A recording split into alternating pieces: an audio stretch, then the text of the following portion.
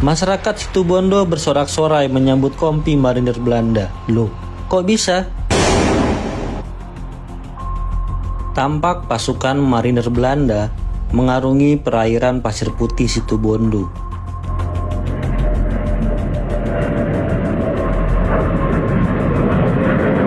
Pesawat-pesawat Firefly masih berpatroli di angkasa. Video ini diambil dalam situasi yang sudah jauh lebih tenang. Sebelumnya, pukul 10.04 WIB, kapal destroyer Pitt Hill mulai menembaki pantai dan sekitar pangkalan 10 Angkatan Laut Republik Indonesia yang dipimpin oleh Mayor Waro dan Mayor Atelwe. Dalam tempo 10 menit, kapal itu dilaporkan memuntahkan kurang lebih 200 peluru penghancur. Serangan dilanjutkan dengan pesawat-pesawat Firefly yang menembakkan senapan mesin kaliber 20. Alhasil, Pasir Putih berhasil dikuasai Belanda dalam tempo 13 menit. Namun pertarungan belum selesai. Terjadi kontak senjata antara Korps Marinir Belanda dengan sejumlah personil Angkatan Laut Republik Indonesia. Meskipun kalah jumlah dan persenjataan, para pejuang tetap mencoba menghambat pergerakan Belanda. Dilaporkan 5 pejuang Indonesia tewas. Semoga mereka mendapatkan tempat yang mulia di sisi Allah. Dengan jatuhnya pangkalan 10 Angkatan Laut Indonesia, maka marinir Belanda leluasa melakukan pendaratan.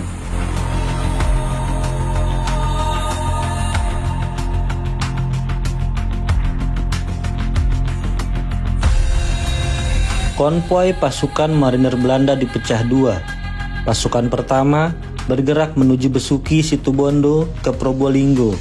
Pasukan kedua di bawah komando Letkol H.A.G. van der Hart Aberson bertolak dari Pasir Putih menuju Jember melalui Panarukan Situbondo ke Bondowoso.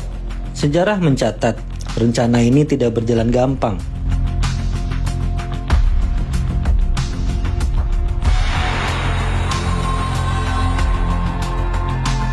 Masyarakat Situbondo bersorak-sorai menyambut kompi marinir Belanda. Loh, kok bisa? Jangan keliru pikir. Ini hanya settingan. Mereka dipaksa oleh marinir Belanda berbuat demikian. Tujuannya rekayasa visual untuk propaganda di dunia internasional bahwa rakyat Indonesia mendukung agresi militer Belanda. Ini merupakan pemandangan kehancuran kota Probolinggo, utamanya Pelabuhan Tanjung Tembaga, setelah diserang habis-habisan oleh tentara Belanda. Pasukan pertama dihadang oleh pasukan seksi Sersan Mayor Samaun. Terjadi pertempuran hebat di pertigaan dalam Buduan yang menghubungkan Besuki dan Bondowoso. Sementara menjelang Probolinggo, pasukan marinir Belanda diserang oleh satu kompi tentara Republik Indonesia yang ditugaskan oleh Mayor Abdul Rashid.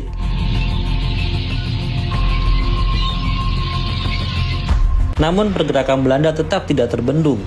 Bahkan Sersan Mayor Suroyo dan 2 prajurit lainnya bertempur hingga titik darah penghabisan untuk mempertahankan markas tentara Indonesia di dalam kota Probolinggo. Tentara Republik Indonesia di Probolinggo mundur ke pebukitan dan menyelenggarakan perang gerilya. Perang ini mendapat dukungan dari rakyat Probolinggo, termasuk Muhammad Saleh, seorang dokter yang secara berkala mengirim obat-obatan bagi para pejuang gerilya.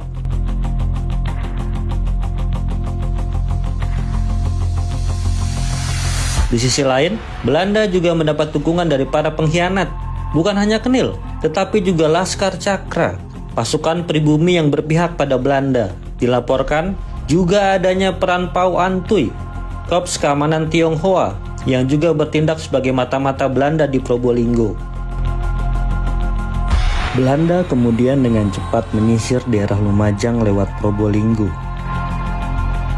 Salah satu target Belanda adalah menguasai pabrik gula Jatiroto di desa Kaliboto.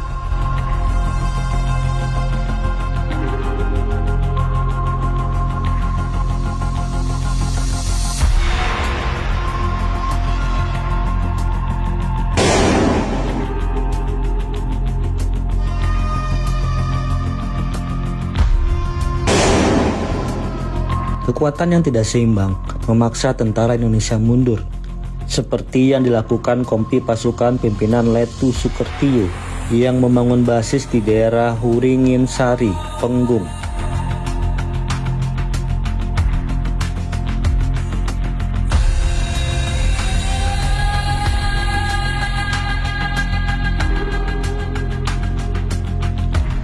Dalam catatan sejarah, pada 29 Juli 1947, Kompi Sukertio menyerang pertahanan Belanda di pabrik gula Jatiroto. Serangan mendadak ini menyebabkan satu regu pasukan Belanda terbunuh dan sejumlah senjata berhasil dirampas.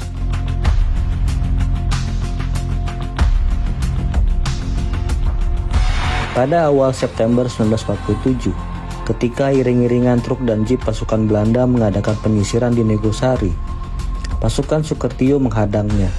Sejumlah truk dibakar, termasuk jeep pengawal pasukan Belanda. Sekitar satu regu tentara Belanda tewas tertembak.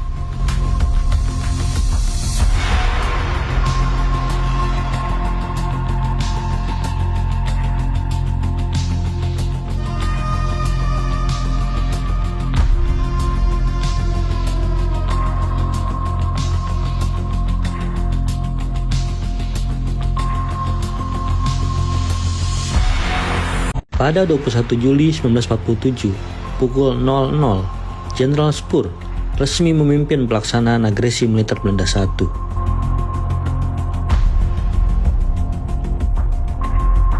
Tujuan utama operasi militer ini adalah merebut daerah-daerah perkebunan yang kaya dan daerah-daerah yang memiliki sumber daya alam, terutama minyak.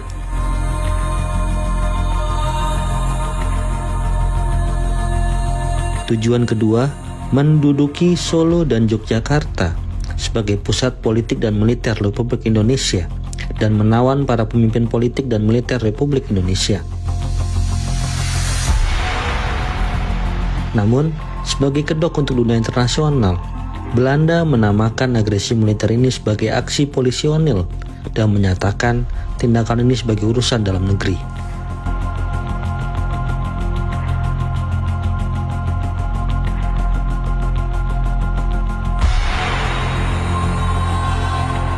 Maka terjadilah pada hari pertama, pasukan Belanda berhasil menduduki kota-kota besar seperti Jakarta, Semarang, Medan, Padang, dan Palembang. 3 hari berselang, mereka bergerak merebut Cirebon, Cikampek, Bandung, Malang, Surabaya, Banyuwangi, Probolinggo, dan Binjai.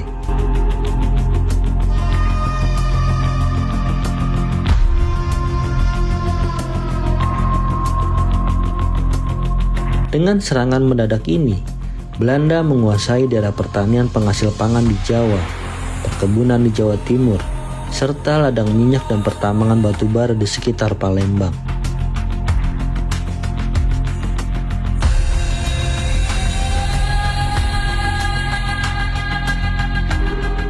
Namun, sejarah mencatat, serangan Belanda tidak mampu memadamkan perlawanan tentara Republik Indonesia dan Laskar Rakyat yang menerapkan strategi perang gerilya.